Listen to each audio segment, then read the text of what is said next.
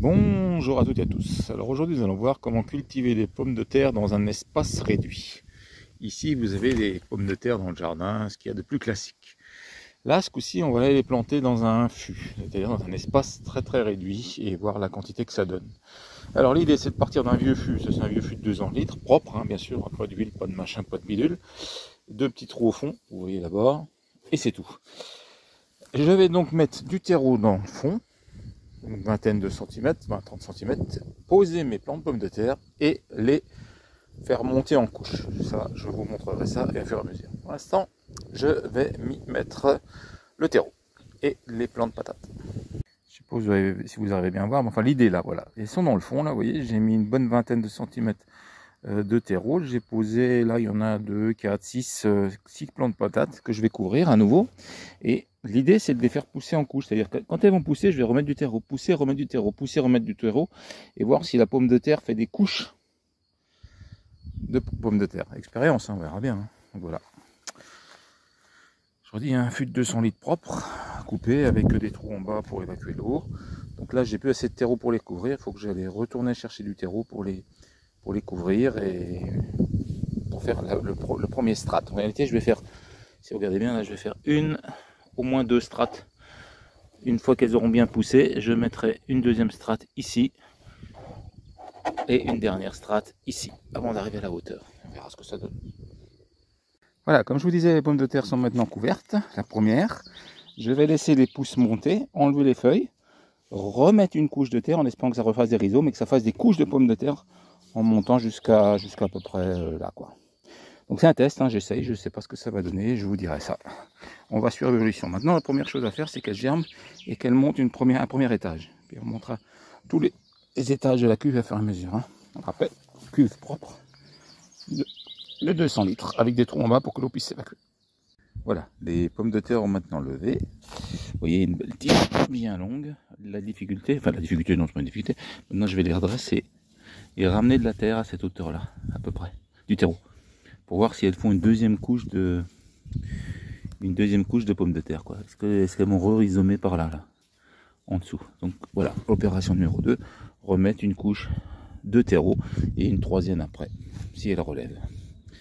C'est parti. Alors là, il est temps que je mette ma dernière couche de terreau. Vous voyez, elles ont maintenant dépassé le seau, c'est-à-dire que du bas là, elles ont poussé jusqu'à là-haut. Donc là, je vais mettre la dernière couche et après, je vais les laisser pour qu'elles fleurissent.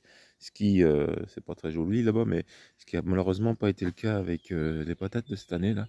La chaleur arrivait trop vite, elles n'ont pas fleuri. Donc j'ai peur que là, j'en ai pas beaucoup. Et j'espérais faire un comparatif entre ce type de culture là et ce type de culture. Bon, là, je vais juste remplir de terreau jusqu'à là-haut et après, on attend la floraison. Et surtout, on attendra le résultat final de toute cette expérience.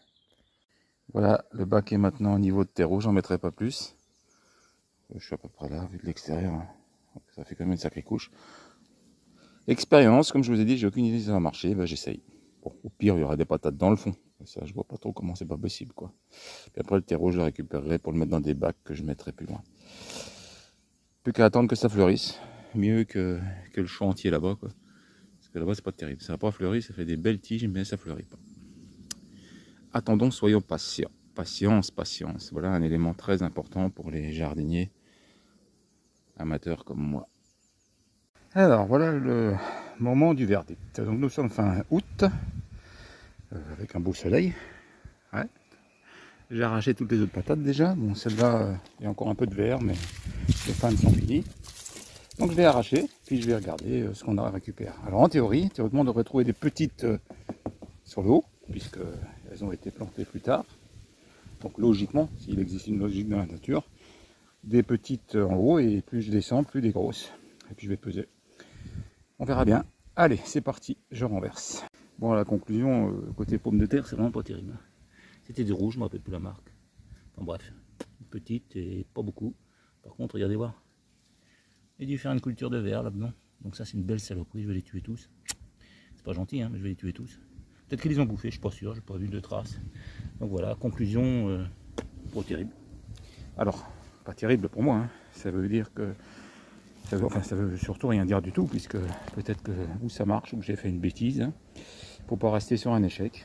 Mais pour moi là, ce coup-ci, et dans les conditions que je l'ai fait, une belle culture de verre, une petite culture de pommes de terre. Ben voilà, j'aurais essayé, je vais réessayer, parce que je suis un gars un peu têtu, moi. Oui, moi, là, moi, celui-là, là.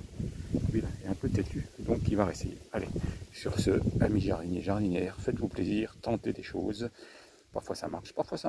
Allez, à ciao, à tous et à toutes.